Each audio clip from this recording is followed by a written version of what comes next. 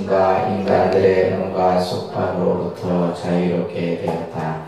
그대들도 신과 인간들의 온갖 속박으로부터 자유롭게 되었다. 수행자들아, 자 이제 전도 포교의 길을 떠나라. 많은 사람들의 이익을 위하여, 행복과 안락을 위하여 세상을 불쌍히 여기고 사람들의 신들의 이익과 행복과 안락을 위하여 떠나거라. 두 사람이 한 길로 가지 마라. 수행자들아, 처음도 좋고 중간도 끝도 좋다. 뜻에 맞고 조리 있는 말과 표현으로 법을 잘 나타내는 부족한 도를 써라. 또 원만 부족하고 청정한 행동을 보여주어라. 수행자들아, 나도 또한 법을 설하기 위해 우르벨라 당군촌으로 가라. 자, 여기에서 이제 전도의 목적이 나온다 그랬어요. 그죠? 전도의 목적은, 우리가 부처님 법을 전하는 가장 근본 목적은 뭐예요? 많은 사람들의 이익과 행복과 안락을 위해서다. 그래서 이것은 어떻게 보면 여러분들이 불교를 공부하고자 하는 목적이기도 해요. 그래서 불교는 특히 자기 혼자만의 어떤 행복, 이익을 추구하는 종교가 아니라 많은 사람들의, 그것은 인간만 해당되는 것이 아니죠. 그죠? 모든, 우리가 불교에서 중생이라는 이 표현은 모든 생명을 다 지칭하는 표현이에요. 그래서 모든 생명들의 이익과 행복, 안락을 위해서, 그러기 위해서 이제 우리가 부처님 법을 전하고 여러분들이 부처님 법을 또 배우는 겁니다. 그것을 이제 배워갖고는 뭐예요? 이제 다른 사람에게 전해줄 수 있어야 되는데, 그죠? 그 전하는 것이 우리 불교 신자들은 잘 안 된다 그랬어요. 그것을 왜냐하면 여러분들이 이제 공부 자체를 수박 겉핥기식으로 하시기 때문에, 그러니까 뭔가 이제 먼저 외우고 쓰고 가서 또 책도 보고 이렇게 해야 되는데, 그냥 일주일에 와서 수업 듣는 걸로, 그죠? 다른 모든 분들이 다 마찬가지예요. 그래서 이제 그런 부분들이 조금 우리가 이제 여러분들 것으로 못 만들 수 없죠. 부처님 말씀을 여러분들 자신의 것으로 못 만든다는 거죠. 그래서 여기서도 나오고 있는 것처럼 조리 있는 말과 표현으로, 그죠? 말을 하는 데 있어서도 조리 있게, 또 표현을 적절하게 써서 상대를 이해시키고 설득시킬 수 있는 그런 이제 우리가 말을 해야 되는데, 이제 불교 신자들은 대부분 이제 어떤 얘기들을 많이 하냐면 누구로부터 들은 얘기, 누구로부터 누가 그러더라, 어느 절에 갔더니 어느 스님이 그러더라, 뭐 어느 누가 그러더라, 그죠? 네, 그런 것은 그것은 전할 어떤 대상이 안 되는 거죠. 그러니까 여러분들이 부처님 법을 전한다라고 했을 때는 경전을 근거로 해야 된다. 뭘 근거로 해야 된다? 경전을. 그래서 이제 그런 것들은 이제 우리가 기독교인들이 잘 하잖아요. 그들은 뭐요? 누구한테 뭐 이렇게 뭐 선교를 할 때도 보면 뭐 마가복음 몇 장 몇 절에 하나님께서 말씀하시기를 하면서 한다는 거예요. 그 사람들은 어떤 표현을 쓰는 데 있어서 그들이 이제 말하는 성경이죠. 성경 구절을 정확하게 가지고 그걸 가지고 한다. 근데 우리는 그런 것들이 이제 훈련 교육이 안 돼 있잖아요. 그래서 그런 것들도 우리가 좀 바뀌어져 나가야 됩니다. 그래서 요즘은 우리가 이제 시대가 변하기 때문에 여러분들이 오래전에 이제 알고 있었던 불교의 생각의 틀을 벗어나셔야 돼요. 그래서 지금 이제 우리 종단에서도 한문 중심을 한글화로 많이 이제 바꾸려고 합니다. 오늘도 이제 처음 여러분들하고 이제 한글 예보를 했는데, 중요한 건 한글로 해도 무슨 말인지 모르는데, 그잖아요. 한글로 우리가 한글로 하면서도 그 한글에 담겨있는 의미를 우리가 정확하게 이해를 못한다 이거예요. 근데 수십 년을 한글로만 해갖고 이해를 하겠어요? 못한다. 아까 반야신경도 마찬가지죠. 우리가 한글로 된 반야신경을 해도 무슨 말인지는 몰라요. 그러니까 사람들이 불교를 제대로 이해하겠어요? 못하겠어요? 못하는 거예요.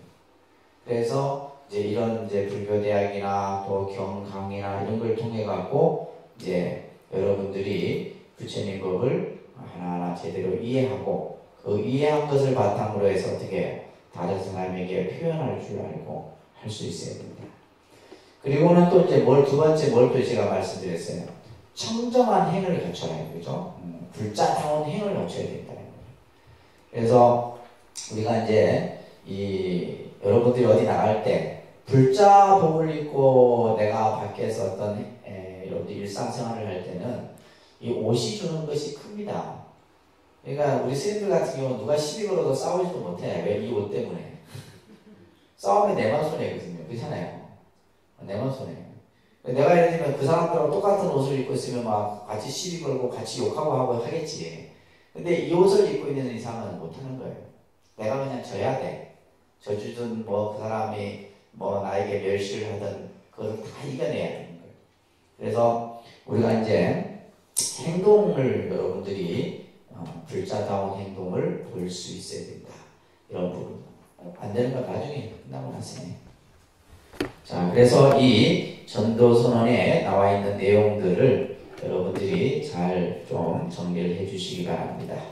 자, 그리고 나서 이제 부처님께서는 여러분들 교재 보시면 제일 또 이제 이 큰 또 일을 하나 하시게 되는데 그게 뭐냐 하면 가섭사명제를 제도하게 돼요. 가섭사명제.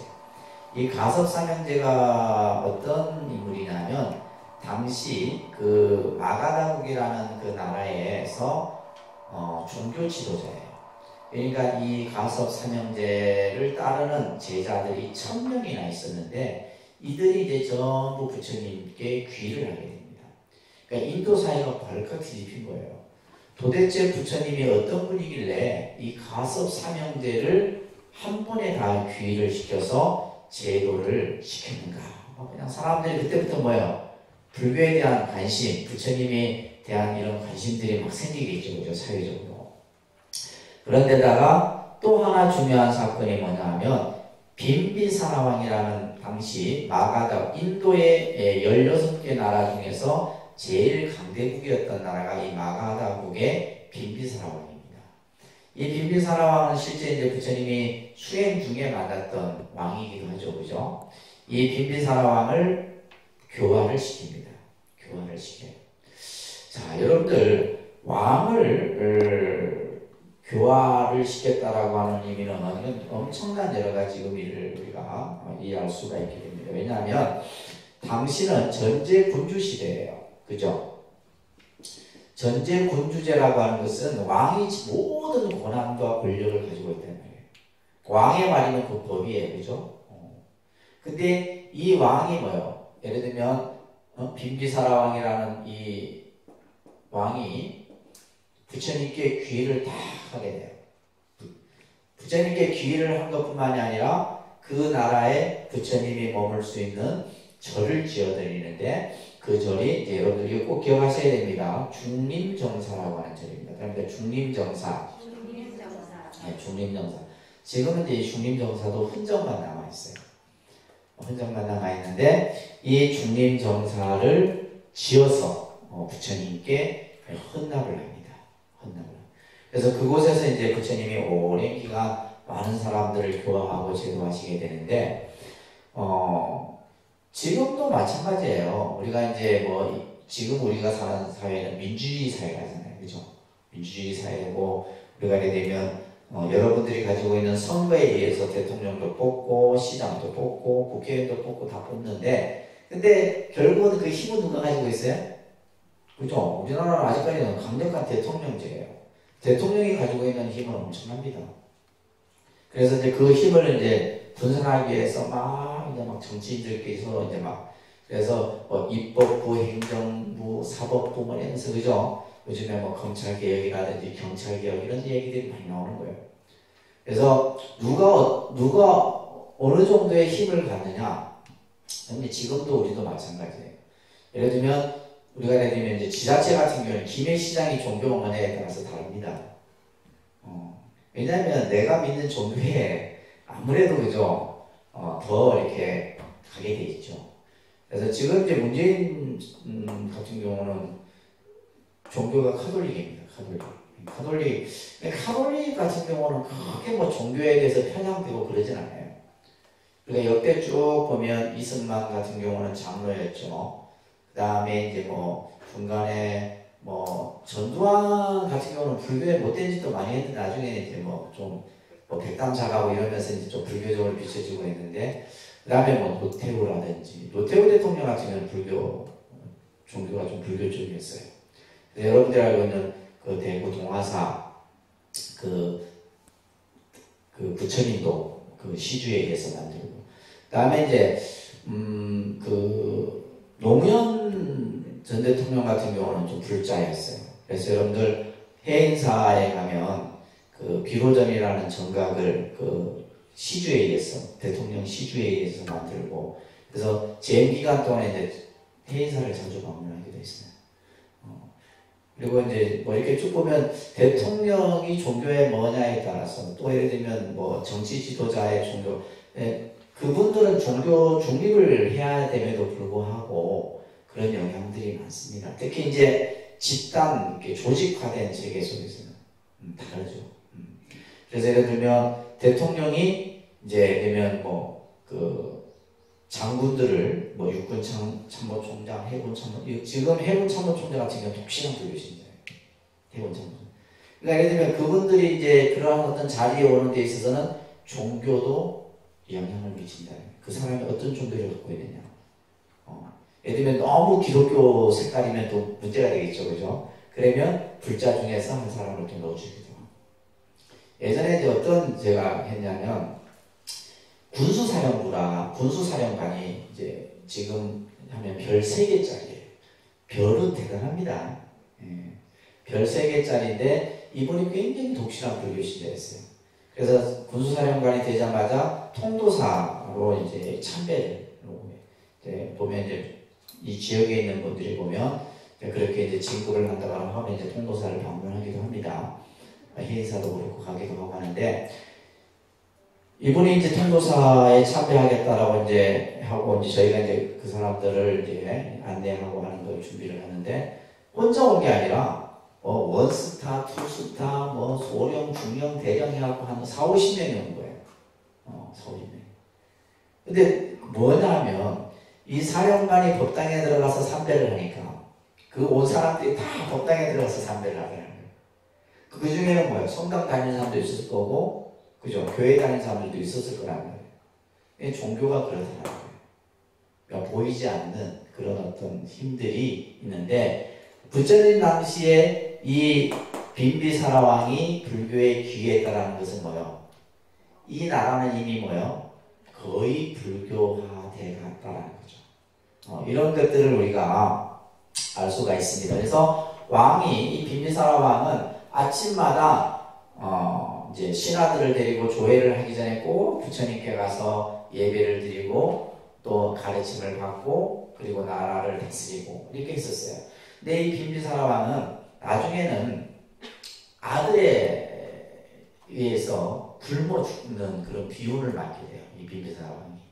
이 아들이 아사세 왕자인데, 나중에 이 아사세 왕자도 불교에 귀의를 하긴 합니다. 부처님이 교화를 시키는데, 그래서 이제 중림정사라고 하는 이제 불교의 최초의 적입니다. 거기다 써놓으세요, 그죠? 불교 최초의 사찰인 중림정사가 이 빈비사라 왕에 대해서, 이때 이제 부처님이 이 왕에게 했던 설법이 있어요.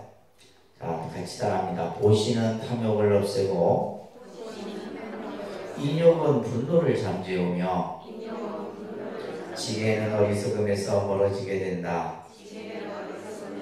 보시를 할 재물을 갖고 있지 못한 사람이라도 보시하는 사람을 보고 마음으로부터 기뻐하면 그 가보는 보시한 사람과 같은 것이다.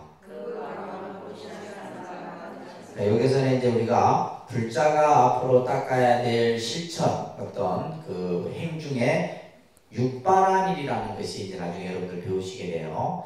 여러분들이 불자로서 뭘 닦아야 되느냐라고 했을 때, 어떤 것을 수행해야 되었을 때 항상 늘 강조하는 것이 육바라밀입니다. 그러니까 보시, 지계, 인욕, 정진, 선정, 지혜, 이 6가지가 이제 불자가 닦아야 될 이제 실천 행위예요. 이제 그 중에서 이제 이 우바세경이라는 경에서는 이 왕에게 설했던 본문 중에 한 구절입니다. 우리가 베푸는 것은 뭐냐면 내 마음의 욕심을 버리기 위해서 베푸는 거예요. 그래서 이제 이 보시에 대한 얘기도 내용이 많습니다. 이것은 오늘 뭐 하는 내용이 아니기 때문에 그냥 넘어가고, 우리가 인욕은 참는 거죠, 그죠? 참는. 인욕이라는 것은 내 마음속에 일어나는 분노와 증오와 미움 이런 것들을 잠재우는 것이 분노고, 우리가 계를 지키는 것은 어리석음에서 벗어나고자 하는 것이다. 근데 이제 우리가 내가 가난한 사람일지라도 내가 보시할 능력이 안 되더라도 보시하는 사람을 보고 기뻐하면 또한 과보도 한량이 없다. 보시하는 사람과 똑같다 이런 얘기예요. 그래서 이제 이런 설법들이 경전에서 설해진다. 자, 그리고 나서 이제 또 부처님이 어떤 인연을 만나냐면 사리불과 목걸련이라는 두 제자가 부처님의 제자가 됩니다. 이 사리불과 목걸련은 나중에 사리불은 지혜 제일이 되고 부처님의 10대 제자 중에서 지혜 제일, 그 다음에 목걸련은 이제 신통 제일인 제자가 되게 되는데, 이 두 사람은 외도의 제자였어요. 우리 육사외도 중에 산자야라고 하는 그 인물이 있었는데, 이 산자야 밑에서 이제 공부를 하고 있었던 두 인물이에요. 그런데 이제 이 두 사람이 누구를 만나냐면 마등이라는 비구 스님을 만나요. 길을 가다가 저쪽에서 이제 부처님의 제자인 마등 비구가 오는데 그 모습이 너무 거룩해 보였던 겁니다. 그래서 사리불과 목걸련이 당신은 누구를 스승으로 삼아 공부를 하십니까? 이렇게 묻자 마등이라는 스님이 나는 고타마 붓다를 스승으로 삼습니다. 그러면 그분은 항상 어떠한 말씀을 해주십니까? 라고 이제 묻자 그게 나오는 이제 교재에 나오는 아닙니다. 제법 종년생, 제법 종년별, 이 이제 두 구절을 말하는 거예요. 저희 스승은 모든 것은 인연에 의해서 만들어지고 모든 것은 인연에 의해서 없어지는 말씀을 항상 저희에게 설해 주십니다. 이렇게 얘기를 하는 거예요. 그래서 이게 나중에 이제 여러분들 공부하게 되는 연기법의 가장 핵심이에요. 그러니까 부처님은 항상 이 말씀을 우리들에게 해주신다 이런 거예요. 모든 것은 뭐예요? 인연에 의해서 만들어지고 모든 것은 뭐다? 인연에 의해서 없어진다. 자, 그렇게 해서 이제 이 사리불과 목걸련이 당시 100명씩의 제자들을 거느리고 있었어요. 그러니까 200명이 되겠죠, 그죠? 앞에 가섭 삼형제가 데리고 있었던 제자들이 1000명. 그래서 이제 우리가 여러분들 금강경에 보시게 되면 금강경 읽으신 분들은 기억나시겠지만 항상 경전을 보게 되면 1250인이라고 하는 숫자가 등장을 해요. 부처님께서 여러 대비구 1250인과 함께 계셨다 이런 표현들이 나오는데, 자 1250인이라고 하는 이 숫자가 지금 우리가 쭉 설명드렸잖아요. 제일 먼저 누굴 먼저 제도를 했었어요? 오비구. 누구요? 오비구. 5명의 비구. 마등비구가 이 오비구 중에 한 분이에요. 오비구를 제일 처음 어디에서? 녹야학원에서. 어디에서요? 그죠? 다 이런 건 다 잊어버려요. 그죠? 잊어버려야 될 것은 안 잊어버리고 꼭 기억해야 될 것은 머릿속에서 그냥 듣자마자 사라져버려요. 그래서 녹야학원이라고 하는 최초의 설법을 하셨잖아요. 그죠? 뭘 했다고요? 최초의 설법을 녹야학원에서 오비구들에게 법을 설했어요. 그 다음에 또 누굴 제도했어요? 야사. 그죠?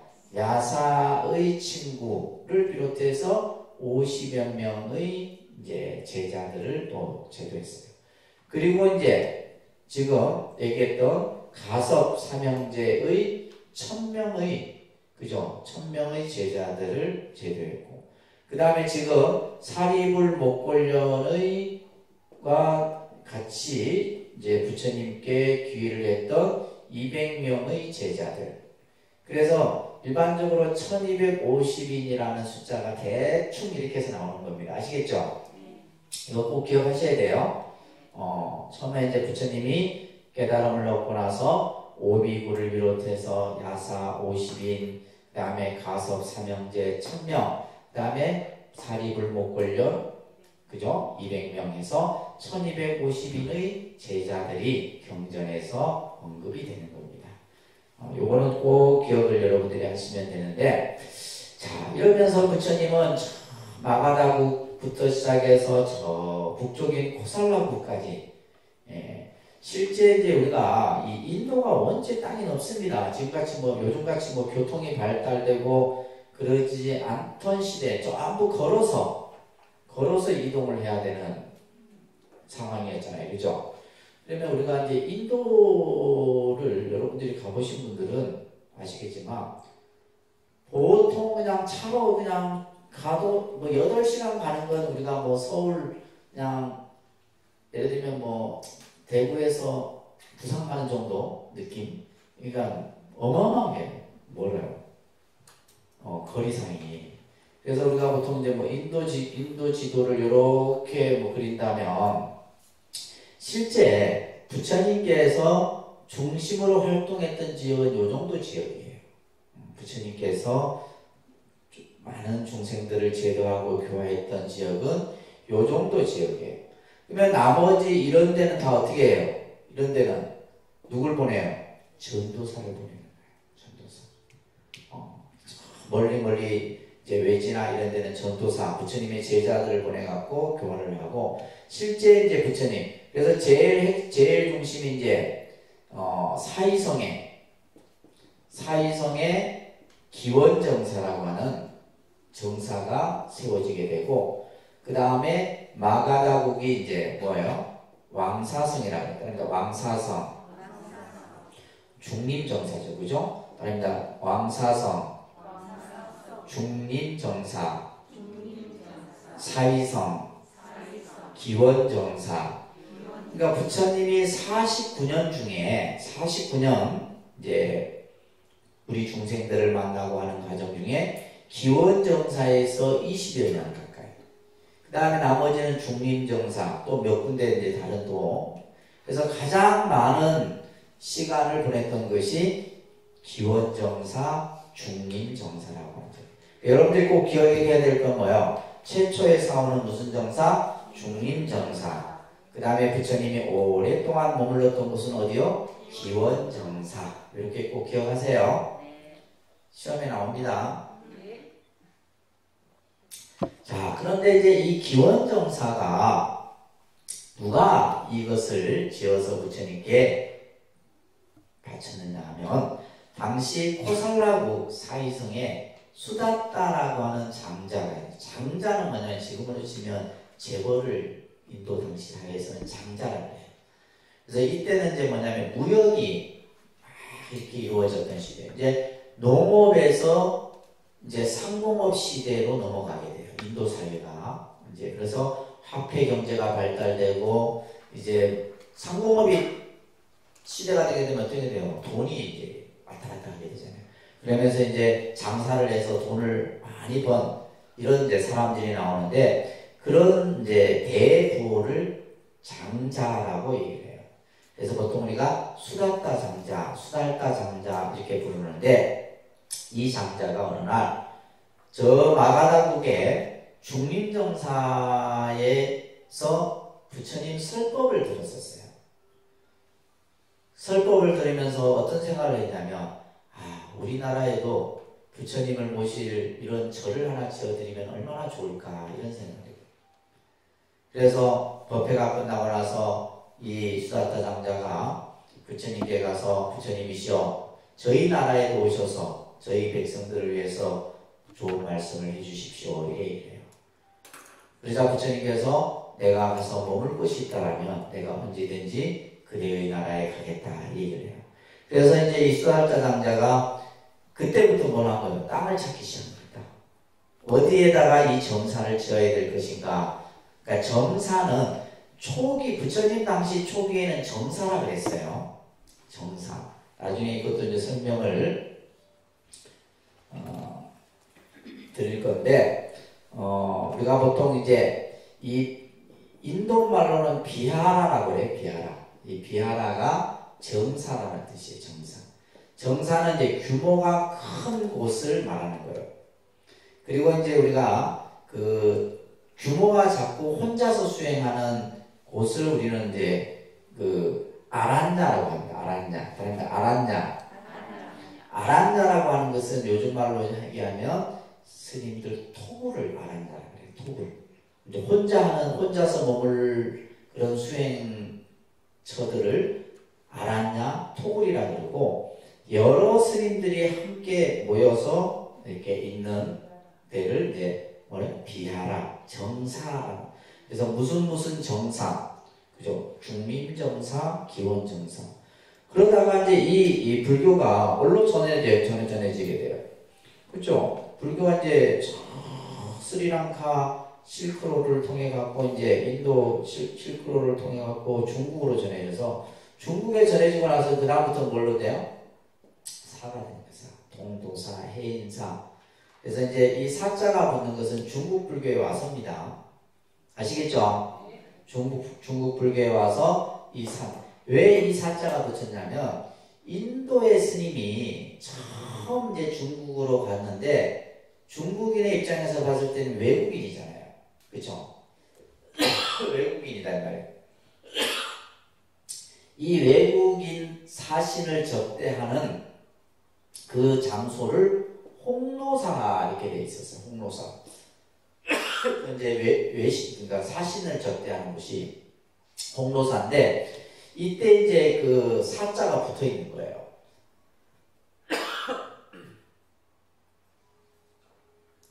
사자가 붙어 있어서, 그 다음부터 이제 스님들이 머무는 곳은 사라 이렇게 이름을 붙였다 그럽니다. 그러다가 이제 우리나라에 와서는 대부분의 이제 뭐 다 사자가 붙는 것이 거의 뭐 그죠? 대부분.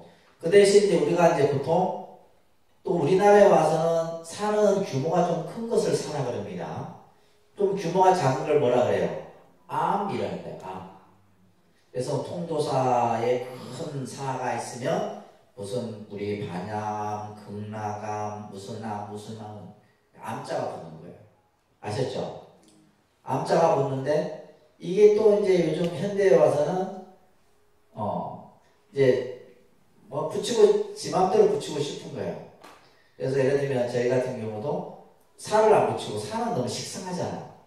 그래서 제가 이제 사는 너도 나도 다 산데, 그래서 저는 뭘 했어요? 선원이라 이렇게 붙인 거예요. 그 사람들이 선원이 뭔지를 몰라. 그냥 살아야지 그냥 하는데, 근데 우리가 보통 선원을 내가 먼저 쓴 게 아니죠. 유명한 선원 있잖아요. 도심에 80년대부터 이렇게 해서 서울에 가면 능인선원 있어요. 능인선원. 서울에 강남에 해서 신도가 20만이 넘습니다. 능인선원.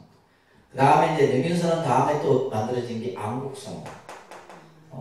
또 다 선원 붙인 거예요, 그냥. 왜냐면, 그러니까, 그러다가 이제 또 또 다른 절에서는 요즘 이제 현대에 다시 또 무슨 정사 이렇게 또 하기도 하고.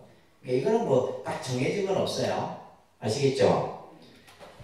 그래서, 이제 수다타 장자가 땅을 찾는데, 마음에 드는 땅이 딱 있어요. 근데 땅 주인이 누구냐? 그 나라의 태자가 소유한 땅이었어요. 태자가. 그래서 태자를 찾아가서 땅을 팔 것을 얘기를 해요. 태자는 그 땅은 너무 좋은 땅이라서 팔 생각이 없다. 매번 가서 땅을 팔려고 해도 팔질 않아요. 근데 이제 이 태자가 태자 이름이. 근데 이제 태자도 매일 자주 막 그냥 이 수학자 장자가 와서 땅을 팔 걸 얘기하자. 태자도 이 사람이 누군지를 알고 있잖아요. 그 나라에서 가장 돈이 많고 덕이 많은 장자였거든요. 그래서 이제 너무 거절만하게 뭐해서, 그러면 가격을 어느 정도 쳐주겠소 이렇게 하니까 이 장자가 태자가 부르는 대로 제가 다 해드리겠습니다. 그래서 태자가 이제 포기하라고 제 땅을 전부 황금으로 덮을 정도의 가격을 줘준다면 제가 팔겠습니다. 이제 어느 정도 이제 뭐 그죠? 그래갖고 이제 그 다음부터 이제 이 수다타 장자가 자신의 재산들을 전부 팔아갖고 황금으로 바꿉니다. 그 다음부터 뭐예요? 땅에 황금을 깔기 시작해. 이 수다타 장자가. 근데 그 모습을 보고 이 기타 태자가 깜짝 놀라서 이 장자를 찾아오죠. 그래서 하는 말이 장자시여 도대체 이 땅을 사서 무엇에 쓰려고 하십니까? 그러자 이 수다타 장자가 이웃 나라인 마가다국에는 빈비사라 왕이 중립정사를 지어서 늘 아침마다 부처님께 예배를 드리고 아는 사람들이 그곳에서 부처님께 가르침을 듣고 사람들이 전부 행복해합니다. 저희 나라에도 부처님을 모실 절을 하나 지어드리고자 제가 이 땅이 꼭 필요합니다. 이 말을 듣고 이 기타 태자가 땅을 내가 희사하겠습니다. 땅을 희사하고 건물은 누가 지어요? 수다타 장자가 짓는 거예요. 그래서 여러분들 금강경에 보면 기수급 고도건이라는 표현이 나와요. 기수급 고도건. 기수급 고도건이 이제 줄여서 뭐예요? 기원정사입니다. 아시겠죠? 따라합니다. 기수급 고도건. 그러니까 기수는 기타 태자의 숲이고 급고독은 이제 이 수다타 장자의 원 이름이 급고독이에요. 그래서 기수급고독원이라고 하는 기원정사가 만들어지게 된 거예요. 이 수다타 장자는 아주 정말 부처님께 그러니까 잘 보세요. 불교라는 종교가 그 당시 인도에서 많은 종교 중에서 그죠? 부처님이 출현함으로 인해서 지금 이렇게 왕이 부처님께 귀의를 하고 이렇게 해나가잖아요. 그래서 이제 우리 종교학자들이 도대체 불교가 짧은 시간 안에 어떻게 이렇게 급성장을 할 수 있었을까? 뭐였어요? 첫째는 뭐 때문에? 왕이 귀의를 했다. 무슨 말인지 아시겠죠? 당신은 왕이 최고라는 말이에요. 왕이 부처님께 가서 매일 가서 가르침을 받고 예배를 드리는데 불교를 안 따르는 사람이 어디 있겠어요. 그래서 왕이 그죠? 귀의를 했다라고 하는 부분과 두 번째는 뭐예요? 수다타 장자와 같은 장자 그룹들이 불교에 귀의를 했다는 거예요. 장자들은 아까 뭐가 많다고 그랬어요? 뭐가 많아요? 돈이 많잖아요. 돈이 많으니까 이제 뭐예요? 스님들이 수행만 전념할 수 있도록 모든 의식주를 다 낸 거예요. 그러니까 이제 뭐예요? 그런데다가 또 하나는 뭐냐면 그 당시는 카스트 제도라는 신분 제도가 있었다 그랬죠. 근데 불교에 출가하기 위해서는 뭐예요? 이런 신분이 필요 없는 거예요. 왕도 출가를 할 수 있고 왕자도 출가할 수 있고 천민도 출가할 수 있고 다 누구나 출가할 수 있어요. 그러니까 뭐예요? 사람들이 막 그냥 다 출가하는 이런 현상들이 벌어지게 됩니다. 그래서 가장 컸던 것은 쉽게 요즘 말은 뭐냐면 권력과 그죠? 돈이 뒷받침이 됐다는 거예요. 그래서 불교가 빠른 시간 안에 엄청나게 커졌다는 거예요. 이와 더불어서 여러분들 불교는 지금 우리나라에 들어온 지 몇 년 됐어요? 그죠? 한 1700년 정도 됐어요. 몇 년요? 우리나라에 불교 들어간 지 한 1700년 됩니다. 기독교는 몇 년 됐냐면 제 200년도 안 돼요. 근데 지금은 어떻게 돼 있어요? 기독교가 더 앞서고 있어요. 기독교 천주교를 합했을 때 더 앞서고 있겠네요. 그러면 우리가 이제 또 사회학자들이 도대체 한국 사회에서 기독교가 급성장할 수 있었던 요인이 뭘까? 연구를 하겠어요, 안 하겠어요? 저도 연구를 합니다. 저도 연구를 하고 많은 사람들이 연구를 해요. 그러면 그들이 가지고 있는 성경의 말씀 가지고는 우리 사회, 한국 사회에서 통용될 수가 없어요. 왜? 우리는 뿌리 깊은 뭐가 있어요?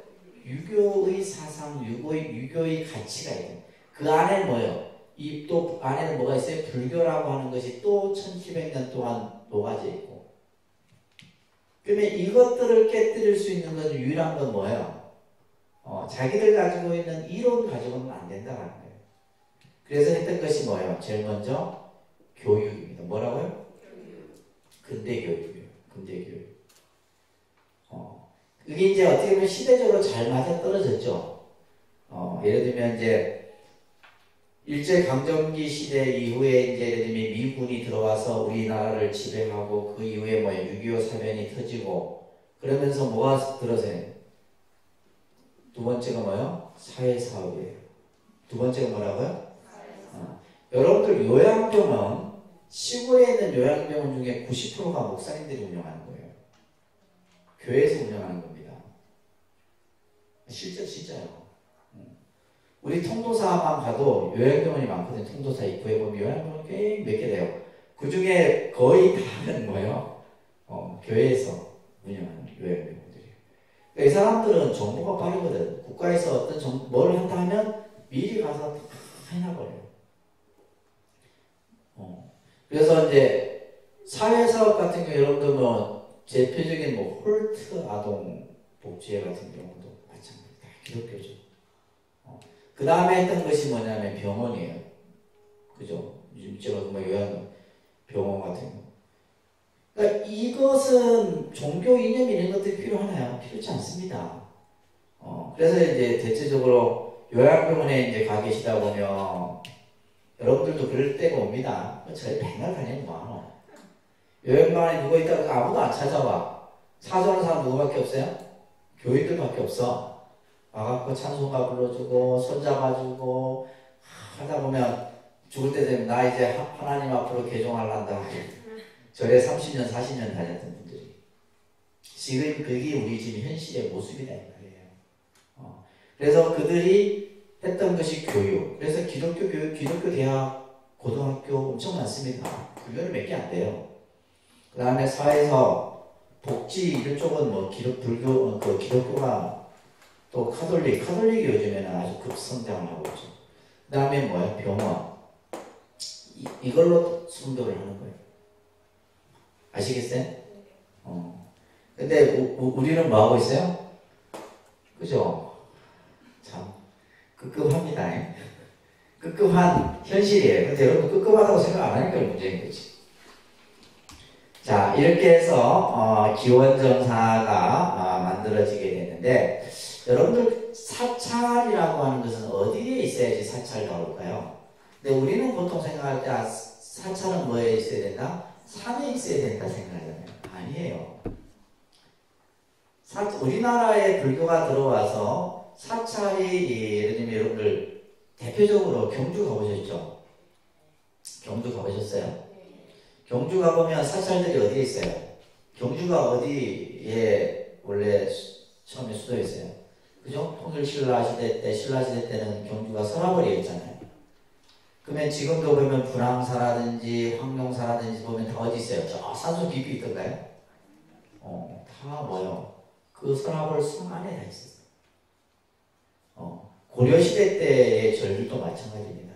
고려시대 같은 경우는 주로 이제 평양 쪽, 저쪽에 이제, 북한 쪽에 이제, 그쪽에 이제, 개성이 그 당시는 수도였기 때문에, 고려 불교 쪽은 그쪽으로 이제 다 유적들이 있는데, 그러니까 산에 있는 절들은 뭐냐면, 뭐 수행을 이렇게 전문으로 한다거나 이런 절들은 산에 있었지, 대부분 절들은 어디에 있었다? 마을과 가까운 곳에. 절이 마을과 멀면 안 됩니다. 여러분들이 뭐예요? 쉽게 오기가 힘들다 이 말이에요. 그래서 여러분들 황룡사 터라든지 분황사 터라든지 이런데 조선시대도 마찬가지예요. 조선시대도 이제 남아있는 절들 중에 서울에 가면 여러분들 봉은사라고 하는 절이 있어요. 봉은사 강남 그냥 무역센터 앞에 뜨 있단 말이에요. 그래도 뭐요? 그러니까 옛날 조선시대 때는 불교가 탄압받았던 시대다 보니까 이제 절들이 좀 피난을 당하고 그러니까 그런 절들이 남아있는 이유는 뭐냐면 왕궁사찰이에요. 왕궁사찰. 그러니까 조선시대에 여러 왕들이 많아도 불교를 탄압했지만은 실제 그 안에서는 뭐요? 불교를 숭상하게 돼 있었단 말이에요. 대표적인 임금이 세조, 세종 이런 임금들이에요. 그러니까 그 왕실에서 가는 절이 왕궁 사찰이에요. 전국에 많습니다. 그래서 예를 들면 왕자를 이렇게 출산할 이제 왕자를 예를 들면 태어나도록 하기 위해서 그런 사찰에서 기도를 하고 이런 절들이 많아요. 그러니까 대표적인 이제 왕궁 사찰의 봉문사 같은 이런 절들입니다. 그래서 이게 사찰이 사실은 산에 있는 것이 아니라 마을과 멀리 떨어지지 않으면서, 그래서 기원정서도 마찬가지예요. 중림정서도 마찬가지고, 그 다음에는 뭐예요? 뒤에는 동산이 있고 앞에는 강이 있고, 요즘 말로 하면 이제 배산임수죠. 명당터예요. 명당터. 이런 데에 이제 사찰이 위치한다. 저희 독립선언이 딱 그런 사찰 아니에요. 그죠? 마을과 멀리 떨어지지 않고 뒤에는 불모산이 있고 앞에는 계곡이 있고 이런 데가 명당터예요. 자, 그래서 밑에 보시게 되면 부처님께서 널리 은혜를 베풀 때 아끼거나 후회함이 없으면 반드시 어진이를 만나 저 언덕열반에 이를 것이다. 그러므로 장자여 마땅히 평등심으로 널리 은혜를 베풀죠. 그래서 이제 이런 돈이 많은 장자 그룹들에게는 가난한 사람들을 위해서 베풀도록 부처님께서 여러 말씀들을 하시고, 그래서 당시 인도의 그 당시의 사회가 가진 자는 없는 사람에게 베풀고 이렇게 이제 그런 사회의 분위기를 부처님께서 만들어 가셨던 거예요. 그러다가 이제 또 저 코살라국에, 그죠? 파사이광이라는 왕이 또 이제 귀의를 합니다. 파사이광. 앞에 그 수납자 장자와 관련돼서 유명한 경전이 뭐냐면 옥야경이라는 경이 있어요. 여러분들 나중에 한번 이제 보시면 그런 경전들을 참 봐야 되는데, 이 옥야경은 뭐냐면 이 수다타 장자의 며느리인데 며느리를 잘못 들였어. 아주 심술궂고 말 안 듣는 며느리가 들어온 거예요. 그래서 이 며느리를 어떻게 교화를 시킬 건가, 이게 수다타 장자가 항상 고민이었는데 어느 날 이제 부처님을 집으로 초대를 했어요. 그래서 며느리에게 부처님이 오면 나가서 예배도 드리고 이렇게. 내 며느리가 문 잠그고 나오질 않아. 문을 저틀어 잠그고 이제 부모 시부모 하는 얘기도 말도 안 듣고. 근데 이제 부처님이 그 이제 방문 앞에 딱 서자 문이 그냥 저절로 쫙 열리는. 근데 이 옥야가 부처님의 그 모습을 보고 그 자리에서 절을 합니다. 절을 하면서 이 옥야에게 이제 며느리로서 해야 될 도리, 또 이제 이런 도리들을, 그러니까 이 옥야경에는 어떻게 보면 굉장히 윤리적인 요소가 강한 내용들이 많습니다. 부모가 자식에게 어떻게 해야 되고, 자식은 부모에게 어떻게 해야 되고, 스승은 제자에게 어떻게 해야 되고, 제자는 스승에게 어떻게 해야 되고, 남편은 아내에게 어떻게 해야 되고, 이런 내용들이 있어요. 그 중에 하나 보면 이제 남편은 항상 때때로 아내에게 폐물을 해줘야 된다, 이런 내용도 있어요. 그러니까 그런 것들이 지금 시대에도 보면 다 맞는 내용들이에요. 사실은 하나도 뭐 틀림이 없는 그런 내용들이에요. 그래서 옥야경이라는 아주 여러분들이 꼭 한번 읽어봐야 되는 그런 경입니다. 그 다음에 이제 이 그 파사이광의 왕비가 말리 부인인데, 이 부인을 다른 말로 승만 부인이라고도 합니다. 그래서 유명한 승만경이라는 경이 또 서려지게 돼요. 그래서 이런 많은 경전들이 이제 중생 부처님이 이제 제도를 하면서 하게 돼요. 그러다가 이 부처님이 때로는 좀 마음 아픈 일들을 몇 번 경험하시게 돼요. 그 중에 하나가 이 부처님의 고향인 이 카필라가 나중에 멸망을 하게 되는 장면을 직접 보시게 돼요. 부처님 입장에서 굉장히 아픈 그 기억이죠. 부처님이 어느 날 이제 편지 한 통을 받습니다. 부왕에게 온 편지예요. 아버지에게. 내가 부처님에게 드리는 편지가 아니라 아버지로서 아들에게 드리는 편지입니다 하면서 사신을 통해서 편지를 하나 받는데, 부왕의 임종이 얼마 남지 않은 것을 알리는 편지였어요. 그래서 이제 부처님이 직접 이제 이 자신의 고향을 처음 방문하게 되는 거예요. 방문하게 되는데 이때 이제 막 나라가 막 난리가 나지 않겠어요, 그죠? 부처님이 이제 오신다 하니까. 그래서 이 부왕인 아버지가 이제 곧 며칠 후에 돌아가시고 장례를 직접 치러도 됩니다. 부처님이 아들로서 장례를 치른 거예요. 그 아버지의 장례를 치러드리고 그리고 나서는 이제 뭐요? 이제 그 카필라국의 사람들에게 법을 설하는데 이때 법을 듣고 이제 다 출가를 하는 거예요. 이때 일곱 왕자가 출가를 하고 그 라울라 부처님의 아들도 이제 출가를 하게 됩니다. 이때 출가를 하고 또 이제 그 양모 마하파자 파티 부인을 비롯해서 부인이었던 야소다라 이런 여인들도 출가를 하려고 하는데 이때는 출가를 부처님이 반대를 했어요. 그래서 초기에는 여성의 출가를 허락하지 않으셨어요. 여성 출가. 근데 그 이유는 남자의 몸으로도 이 출가의 수행 생활이 힘든데 여인의 몸으로는 하기 힘들다. 라는 이유가 하나 있고 또 여러분들이 들으면 기분 나쁜데 여성이 출가를 하게 되면 부처님의 법이 500년 빨리 쇠퇴한다라고 하는 말이 나와요. 또 하나 기분 나쁜 말이 있어요. 여인의 몸으로는 승부할 수 없다 이런 얘기도 나와요. 여인의. 그래서 이제 법화경이나 이런 경전을 보게 되면 성전환 얘기가 나와요. 여인이 남성으로 성이 전환돼서 성불하는. 그러니까 이제 쉽게 얘기해 봐서 여성의 뭐 그래서 이제 우리가 부처님이 무슨 뭐 남성 우월주의자도 아닌데 이제 그런 말씀들이 경전에 보여요. 자, 예를 들면 저희 비구 스님이 받는 개가 비구 250개입니다. 저희들이 250개를 받아요. 여러분들은 나중에 5개를 받지만은 이제 저희가 정식 스님이 되기 위해서는 몇 개를 받는다고요? 250개. 250개를 받아요. 그래야지만 이제 수행자가 스님이 될 수 있어요. 근데 여성은 몇 개를 받느냐면 348개를 받아요. 몇 개 정도 더 많아요? 그죠? 한 100개 가까이. 그러니까 여성이 남성보다 수행을 해 나가는데 그만큼 힘들다는 거예요. 지켜야 될 항목이 더 많아요. 아니면 똑같으면 뭐 200 비구나 비군이나 똑같이 250개를 받잖아요, 그죠? 근데 그게 아니라 여성은 100개 이상 더 지켜야 될 항목이 더 많아요. 그만큼 이제 힘들다는 거죠. 그래서 부처님이 이 카필라국의 여성들이 출가를 할 때 처음에는 허락을 하지 않았어요. 나중에는 이제 허락을 하긴 하지만 그러면서 이제 이때에 이 카필라의 남자들이 다 출가를 해서 난리가 난 거예요. 나라는 어떻게 되겠어요? 남자들이 다 출가를 해버리면.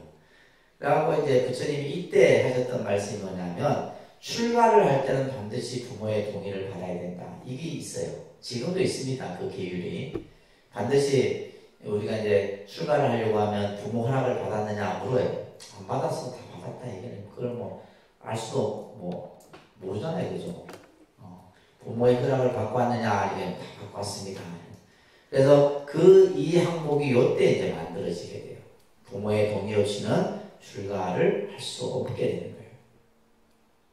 그래서 이제 이때 이제 많은 샤카족의 왕자들이 출가를 하게 되고 밑에 보면 이제 500여인의 출가가 있는데 당시 500명의 여성들이 출가를 하려고 하지만은 처음에는 이제 부처님께서 반대를 하다가 나중에 이제 이 부처님이 출가를 허락을 하게 됩니다. 그런 이야기들이 나오고 그 다음에 그 앙굴리말라와 데바다타라고 하는 이야기가 나오는데 이 두 사람은 부처님에게 있어서는 굉장히 피해를 줬던 사람이에요. 이 앙굴리말라는 살인자입니다. 살인자. 99명의 목숨을 죽인 살인자인데 마지막 부처님을 만나서 이 앙굴리말라가 교화를 받게 돼요. 제도를 받게 됩니다.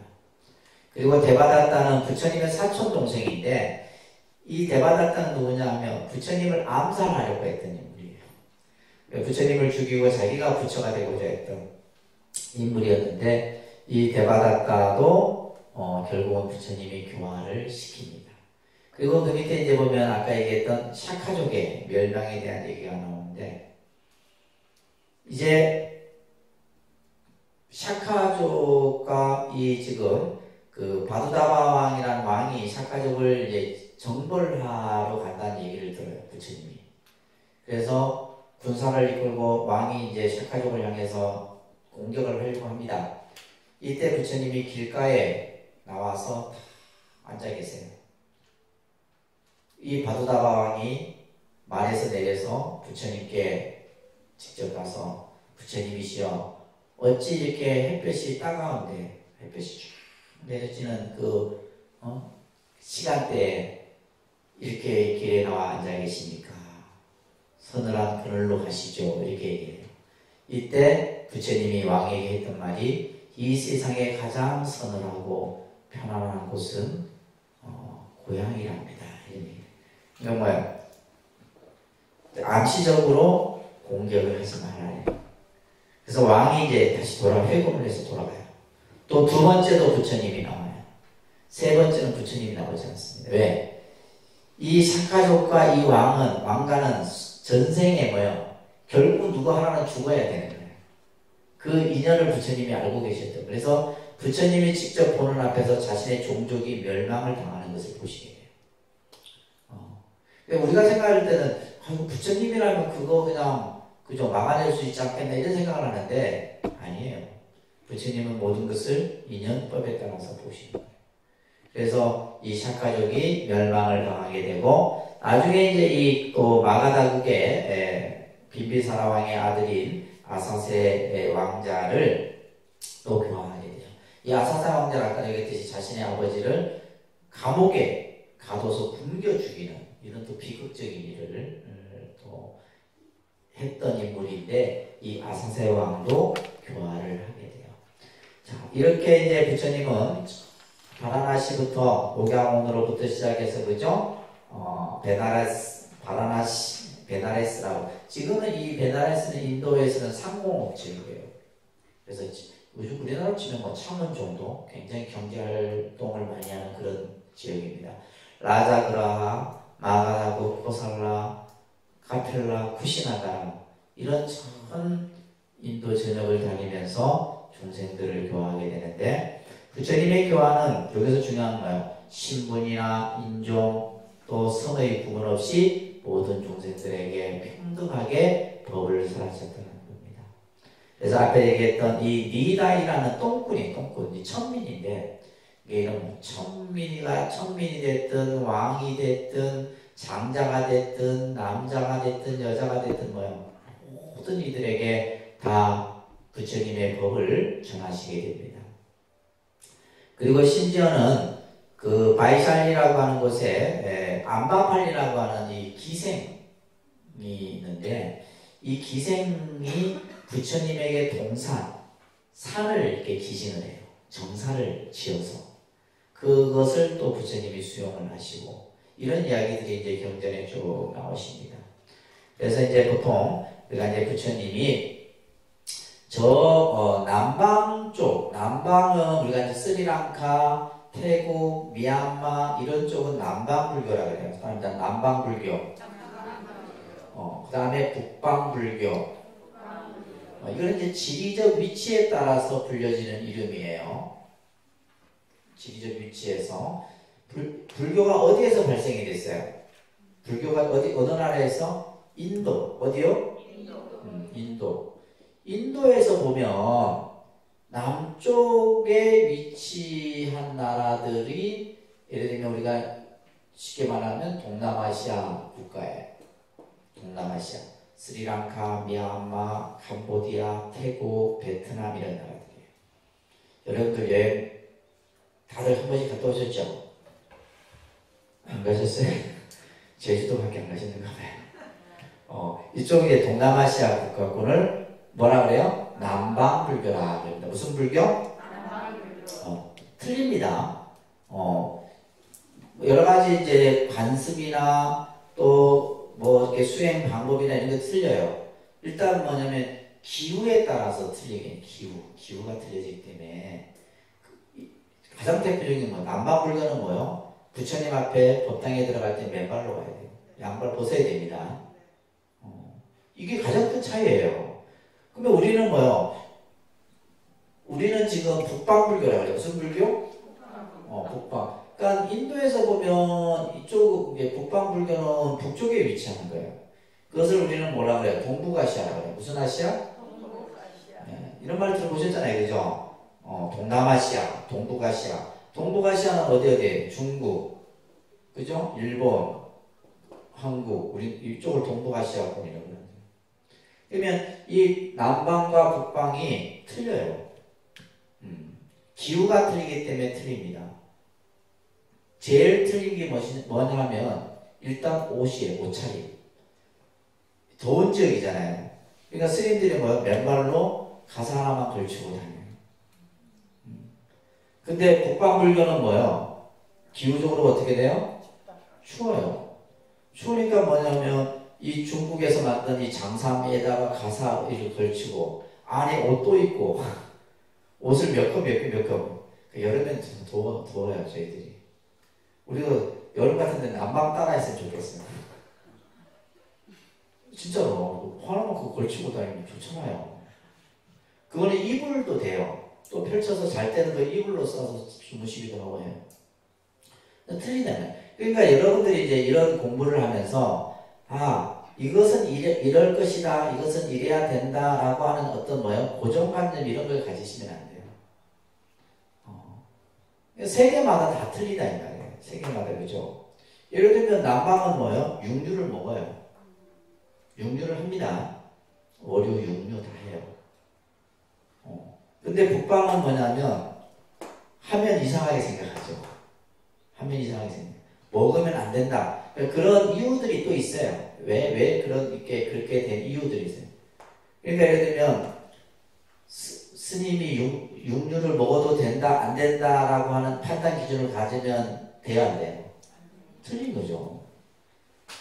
예를 들면 일본 같은 경우만 해도 육류도 먹지, 담배도 피우지, 다 해요.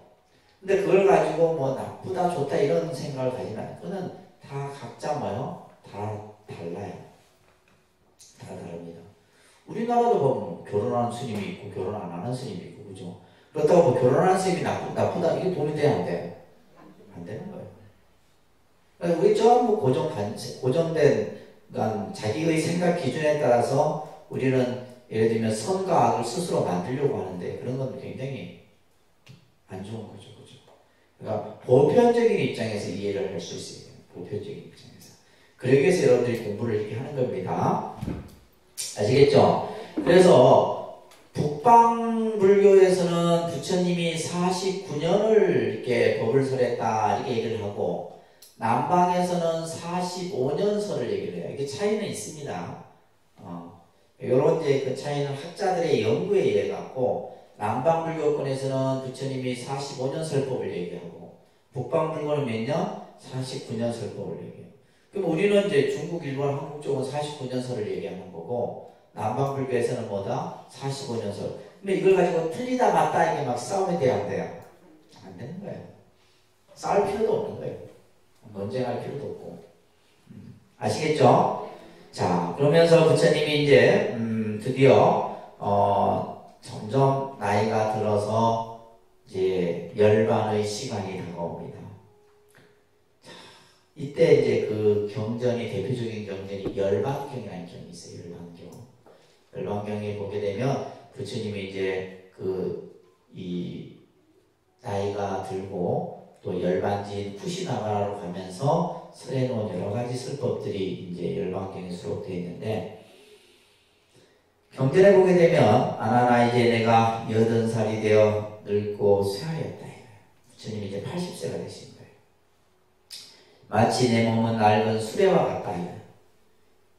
이제 겨우 수리하여 좀 더 가고자 하는 것이다. 힘으로 잠깐 목숨을 머물게 하리라. 그래서 스스로 힘써 정진하면서 이 고통을 참으리라. 이런 데 표현들이 경전에 나오기도 하고, 제가 인상 깊었던 경전 구절 중에 하나는 이거예요. 아나나 내가 허리가 아프구나. 옆구리가 아프다. 나이가 들면 어떻게 돼요? 허리가 꾸정하고 몸이 말이 안 되잖아요. 이제 내가 좀 눕고 싶구나. 자리를 좀 가겠다고. 이런 표현들도 굉장히 나와요. 굉장히 인간적이죠. 그죠? 인간적인 이런데 부처님의 표현들이 나오는데, 그러면서 마지막 이제 부처님께서 설해놓은 이 마지막 가르침, 요거는 여러분들 별 5개 해놓고 외우셔야 돼요. 이거 중요한 구절입니다. 따라합니다. 자기를 등불로 삼고 법을 등불로 삼아라. 부디 다른 것을 등불로 삼지 말라. 자기에게 귀하고 법에 귀하라. 부디 남에게 귀하지 말라. 그리고 진리를 위하여 게으르지 말고 정진 노력하라. 안한다야 내가 인멸한 뒤에도 능히 이 법대로 수행하는 자가 곧 나의 참다운 제자여 내 뜻에 맞는 제자이니라. 중요한 구절입니다. 자기 자신을 등불로 삼아라. 법을 등불로 삼아라. 이게 불처님께서 우리에게 마지막 하신 말씀이에요. 자기를 등불로 삼아라. 법을 등불로 삼고 자기를 의지하고 법을 의지해라. 이게 불교예요. 이게 불교의 가장 핵심 가르침입니다. 아셨죠? 근데 우리는 보면 남을 의지하려고 하고, 그러니까 여러분들의 우리가 살아가는데 여러분들은 의지의 대상을 뭐로 삼느냐? 자본주의 사회에는 여러분들은 돈이면 돈이 내 의지의 대상이라 생각하죠? 그렇죠? 남편이 내 의지의 대상이고 자식이 내 의지의 대상이라는데 아닙니다. 그런 것처럼 보여도 다 내 곁을 떠날 것들이에요. 그죠? 돈도 어느 날 내가 몇백억을 가지고 있어본들 하루아침에 티끌이 되는 거예요. 남편도 자식도 마찬가지예요. 결국 내가 믿고 의지할 것은 누구다? 나 자신입니다. 아시겠어요?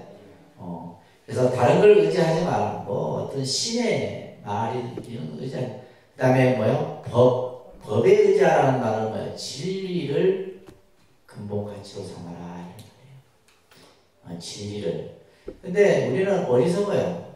어리석어. 며칠 전에도 어느 종교단체에 그냥, 그죠? 그런 어떤 이상한 행위를 하는 사람도 이상하지만, 그걸 또 따르는 사람도 이상하고, 그게 다니는 사람은 더더욱 이상하고, 이해가 안 되는 거예요. 그러면 우리가 왜 그러냐면, 사람이 한순간 미혹해지는 거예요. 여러분들 한순간 미혹합니다. 우리가 한순간 한 생각 속에 어리석은 생각이 일어나면 그 사람은 뭐가 되는 거예요? 중생이 되는 거예요. 달리 중생이 아닙니다. 여러분들이 똑똑하고 잘하는 거 같죠? 천만의 말씀이에요. 한순간 우리는 어리석은 생각, 그게 뭐냐면 그 한 생각이 잘못되어져서 뭐예요? 평생을 내 인생을 그르치게 만드는 거예요. 그래서 우리는 때때로 뭐예요? 깨어있어야 돼. 깨어있어야 돼. 그래서 남에게 의지하지 말아라. 이 말이에요. 자기에게 귀하고 법에 귀하고, 그죠? 남에게 귀하지 말아라. 그러면서 이제 또 하신 말씀이 뭐예요? 진리를 위하여 게으르지 말고 부지런히 정진해라. 게으르지 말고 부지런히 정진해라. 이 말씀이 부처님의 최후에 우리에게 주신 말씀이에요. 그래서 부처님이 가장 싫어했던 인간 유형, 게으른 사람이에요. 게으른 사람. 게으르면 마음껏 쓸모 없습니다. 여러분들 자식들 게으르잖아요. 그건 공부 잘해도 소용없고 재주 있어도 소용없어요. 게으른 사람은 아무런. 그래서 부지런하게. 그러니까 스님들은 얼마나 부지런해요. 아침 새벽 4시부터 일어나갖고. 그래서 왜 새벽 4시부터 일어나서 해야 되네. 하루를 뺑뺑이 돌리거든. 통도사 이런 데 보면. 잠시도 쉬게 안 나더라고요. 부지런한 자기의 삶을 스스로 만들어요. 그 다음에 이제 우리가, 그래서 게으른 사람을 부처님이 제일 싫어합니다. 게으른 사람을 제일 싫어하고, 그 다음에 뭐야? 정진 노력하네. 끊임없이 우리가 실패, 좌절이 있더라도 그것을 이겨내고 한 걸음 한 걸음 나아가는 그 표현을 우리는 뭐라 그래요? 정진이랍니다. 뭐라 한다고요? 정진. 나아가는 겁니다. 그래서 게으르지 말고 정진 노력해라. 이게 불교의 어떻게 보면 생활 강령이에요. 생활 강령. 그리고 자기 자신을 의지하고 자기 자신을 등불로 삼고 법을 의지하고 법을 등불로 삼아라. 항상 이걸 새기면서 여러분들이 불교를 신앙하셔야 됩니다. 아셨죠? 그러면 절대 여러분들 틀릴 일이 없어요. 잘못된 가르침에 빠질 일이 없다 이 말이에요. 자, 그러면서 부처님께서는 자신의 열반에 앞서서 사리불과 목걸련이 먼저 열반에 듭니다. 너무나 슬퍼하는 모습이 경전에서 그려져요.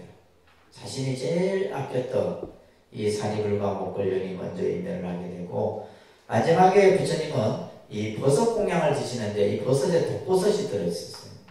근데 그걸 알고도 부처님이 드십니다. 이 대장장이 춘다가 올리는 이 버섯 공양을 들고, 그리고는 이제 부처님이 마지막 열반지 쿠시나가라로 떠나요. 쿠시나가라로 떠나면서 아나나 너는 나를 위하여 저 사라쌍수 사이, 사라쌍수라는 것은 나무가 두 그루가 이렇게 서로 맞붙고 있어요. 그 자리에다가 이제 부처님이 자리를 깔도록 합니다. 머리는 북쪽으로, 얼굴은 서쪽으로 향하게 자리를 깔아라. 그리고 이제 어떻게 내가 열반에 들고 나서 장례하는 그것도 얘기를 합니다. 장례는 제가 신자들에게 맡겨라. 너희들이 하지 말아라. 제가 신자들에게 맡기고 화장을 하고 나서는 뭐요? 탑을 세워서 중생들을 이롭게 하라는 마지막 말씀까지 하시게 됩니다. 그리고 마지막으로 이제 제도했던 제자가 120세인 수바따라고 하는 제자를 제도하시고 나서 열반에 드시는데, 이때 부처님이 그죠? 80이 되던 해 2월 보름이 열반제예요. 2월 보름. 2월 보름이 무슨 제일요? 열반. 자, 근데 이제 여러분들 여기서 이제 중요한 용어 하나를 잘 정립을 하셔야 돼요. 우리가 열반이라는 말 불교에서 많이 쓰죠. 지금도 이제 부처님이 열반에 드셨다. 열반. 열반이라는 말은 그냥 일반적으로 뭐 우리가 예를 들면 죽음 이런 뜻이 아닙니다. 죽음의 뜻이 아니에요. 열반의 의미는 뭐다?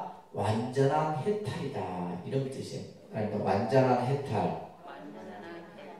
열반의 뜻은 뭐다? 완전한 해탈의 의미인 것이지, 뭐 예를 들면 부처님이 돌아가셨다 이런 뭐 우리가 어떤 그런 육체의 모습에서 봤을 때는 이제 죽음이지만은 불교적 입장에서 봤을 때 열반은 뭐다? 완전한 해탈이에요. 그래서 이제 우리가 열반도 교리적으로 이제 나중에 여러 번 들을 거예요. 무여열반, 유여열반 이런 표현이 있어요. 교리적으로. 조금 어려운 내용인데 기본 과정에서는 이걸 조금 설명을 잘 안 해드리는데, 열반에도 두 가지 열반이 있어요. 그다음에 유여열반, 그 다음에 무여열반. 이렇게 열반의 의미에도 두 가지가 있어요. 실제 열반을 인도말로는 니르바나 이렇게 표현합니다. 니르바나 이렇게 표현합니다. 니르바나라는 의미는 뭐냐면 지금 촛불이 이렇게 일렁이고 있죠. 이 촛불을 불어서 끈 상태를 니르바나 열반이라고 해요. 그래서 이제 그 니르바나를 중국 사람들은 취멸이라고 해요. 불치자 멸할 멸자에서 취멸, 불어서 끈다 이런 뜻이에요. 그러니까 여기서의 이 불은 뭘 뜻하는 거예요? 여기서 불, 그죠? 이 불은 뭘 뜻하냐면 탐진치 삼독을 말하는 거예요. 그다음에 뭘 말한다고요? 탐진치 삼독의 소멸을 의미하는 뜻이에요. 조금 어렵죠, 그죠? 이거는 이제 조금 더 여러분들 공부를 해서 근데 용어는 자꾸 들어두면 그래서 열반의 의미는 뭐냐? 탐진치 삼독이 소멸되어져서 완전한 해탈에 들어간 상태를 열반이라고 그래요. 자, 우리가 이 탐진치를 삼독이라고 합니다. 삼독. 이게 어디에 있어요? 이 세 가지 독인데 이 세 가지 독이 어디에 있냐면 그죠? 여러분이 가지고 있어요. 탐은 욕심, 진은 분노, 화, 치는 어리석음. 이 탐진치 삼독이 내 안에 있다 이 말이에요. 근데 이것이 끊임없이 일어나. 내가 이것을 안 일으키려고 해도 뭐요? 순간순간 생각 속에서 분노가 일어나고. 저도 며칠 전에 화를 한번 내서 화를 하고 나면 굉장히 후회를 해요.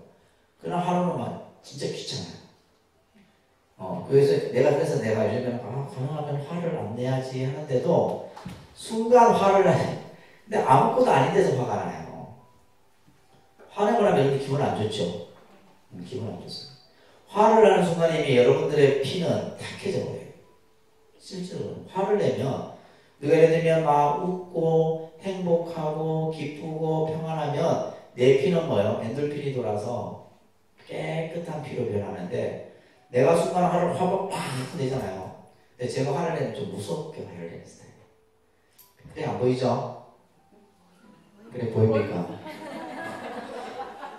제가 화를 잘 안 내요. 안 내는데 화를 한번 내면 진짜 막 그래서 내가 말을 안 해. 내가 화를 내면 내 스스로도 내가 무서우니까 화를 안 내는데 화를 한번 진짜 내면 안 좋아요. 그래서 그날 하루 종일 기분이 안 좋았어요.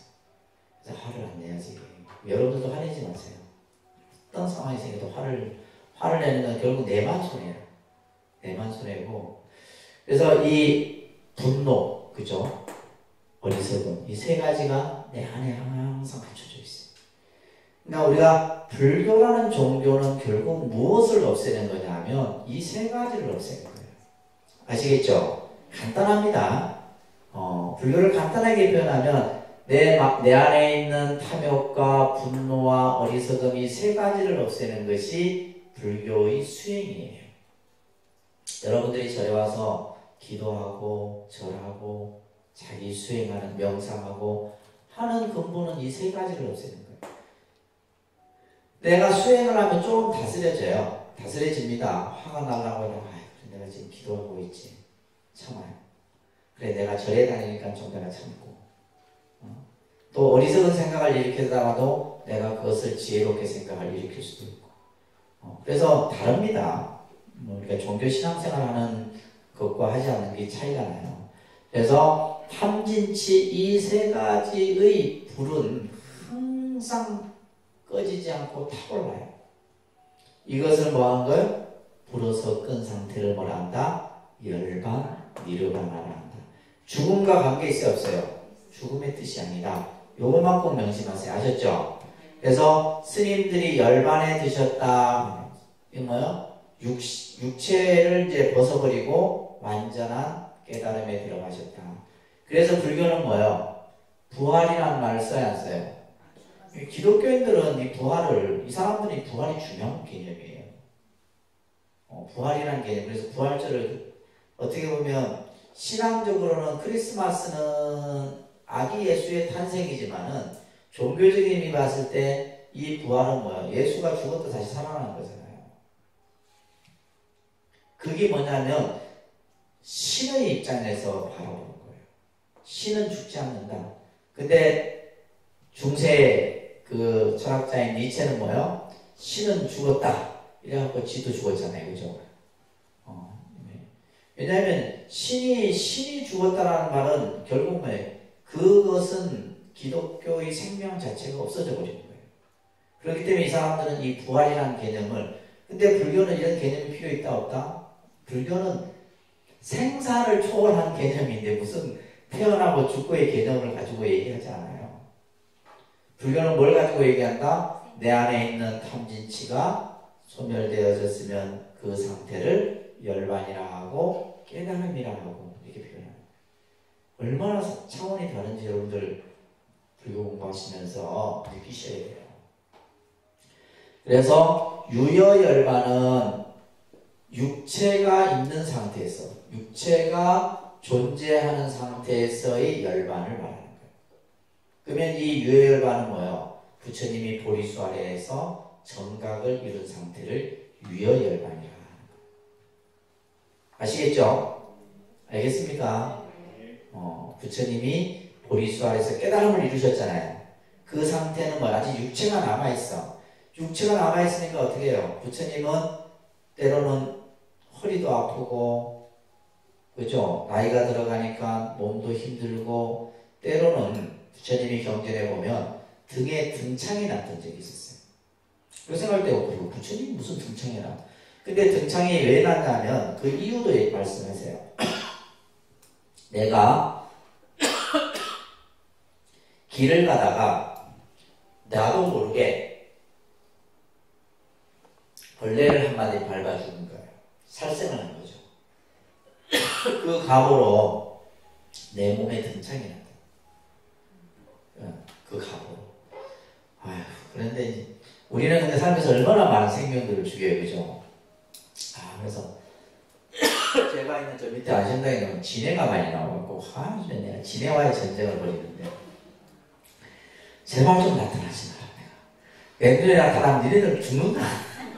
근데 죽일 수밖에 없잖아요. 죽이면서도 나는 아니 이놈을 죽이고 나면 내가 이 각오를 또 받을 건데 괴로워요.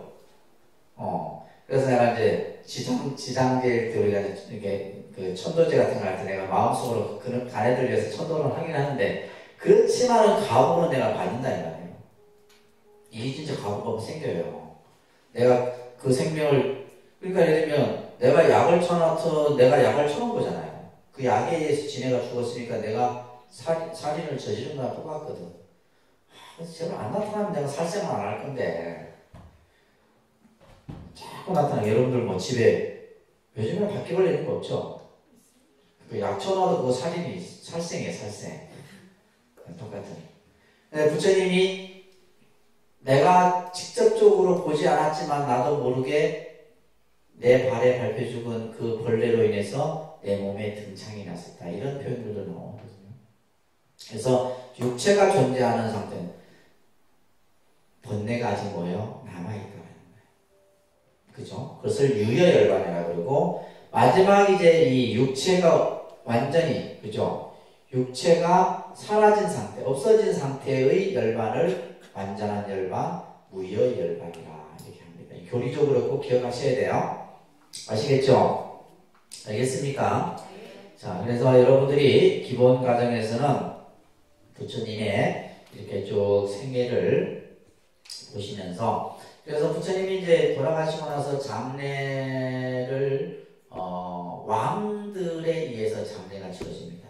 그 당시 8명의 왕들이 모였었어요. 왕들이 장례를 치러지고 부처님 화장을 한 그 사리를 서로 가져가려고 진짜 전쟁이 일어날 뻔했어요. 그걸 이제 중재를 해갖고 똑같이 8나라의 부처님의, 우리가 보통 사리는, 여러분들 사리하면 뭐 영롱한 구슬을 사리라 생각하는데 사리의 본래 의미는 유골입니다. 유골. 부처님의 그 육체를 화장하고 나면 난 그 자체를 사리라 그러는 거예요. 사리도 보면 이제 여러 종류가 있어요. 치사리, 이에서 나온 사리예요. 치사리. 그 다음에 머리에서 나온 사리는 정골사리라고 해요. 통도사에 모셔진 부처님 사리는 정골사리입니다. 머리 쪽에서 나온 사리예요. 그 다음에 이제 육신사리 있고, 또 이 사리도 보면 증과를 해요. 증과. 이게 신기합니다. 사리가 분명히 사리가 부처님 사리가 한 알이었는데 나중에 지내보면 세 과로 늘어나 있고 세 과가 6과로 늘어나고 막 이렇게 씁니다. 그래서 이제 과학자들이 도대체 이 사리가 뭔가 또 과학으로 분석하고 증명. 근데 종교조증에서는 이거는 뭐냐면 그냥 그 깨달은 분의 그냥 그 화장을 하고 난 그 자체를 뭐라 한다? 살이라 한다. 이렇게 생각하시면 돼요. 아시겠죠?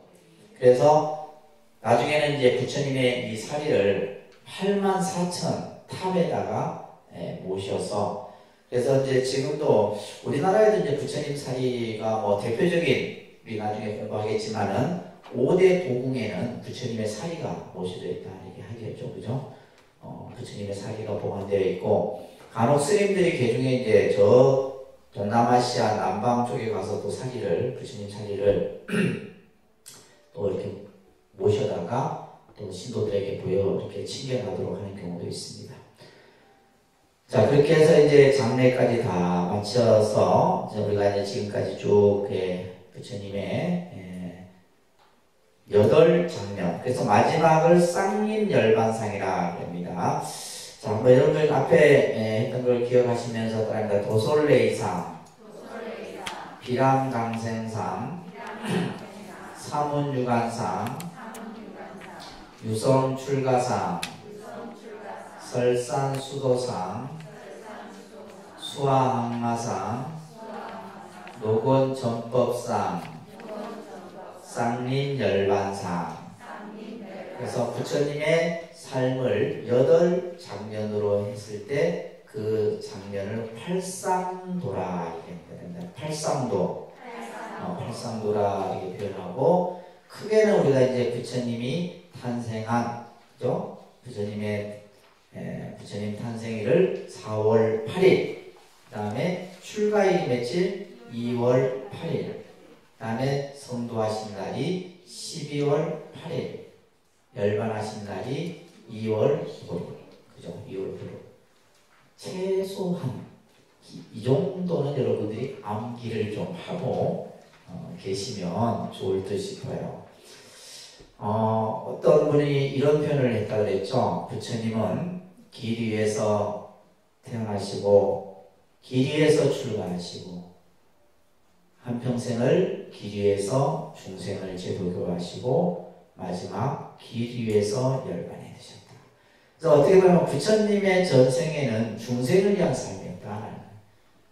우리가 예를 들면 앞에서 봤듯이 뭐 부귀영화가 보장되어 있고 우리가 인간이 말하는 모든 어떤 행복이라고 하는 것이 보장되어 있지만 그것을 다 버리고 오로지 중생을 위해서, 그죠? 우리가 앞에서 중생들의 이익과 행복과 안락을 위해서 부처님께서는 한 생을 이렇게 중생을 위해서 쓰셨다는 거예요. 그러기에 우리는 뭐요? 그분에게 예배하고 공양하고 귀할 그런 가치가 있는 분이다. 아시겠죠? 여러분들이 부처님 앞에 예배를 하고 공양을 올리고 절을 하고 하면서도 내가 왜 해야 되는가라는 정도는 이 정도는 알아야지만 할 수 있다는 얘기예요. 이것도 모르고 그냥 남들이 하면 좋다 하니까 하고 그런 시대는 아니라는 거죠. 아시겠죠? 좀 이해되셨어요? 혹시 궁금한 점 있어요? 궁금한 점? 쭉 지금까지 들었던 내용 중에 의문하는 점 없어요? 없으세요? 이대로 맞춰도 됩니까? huyo anasema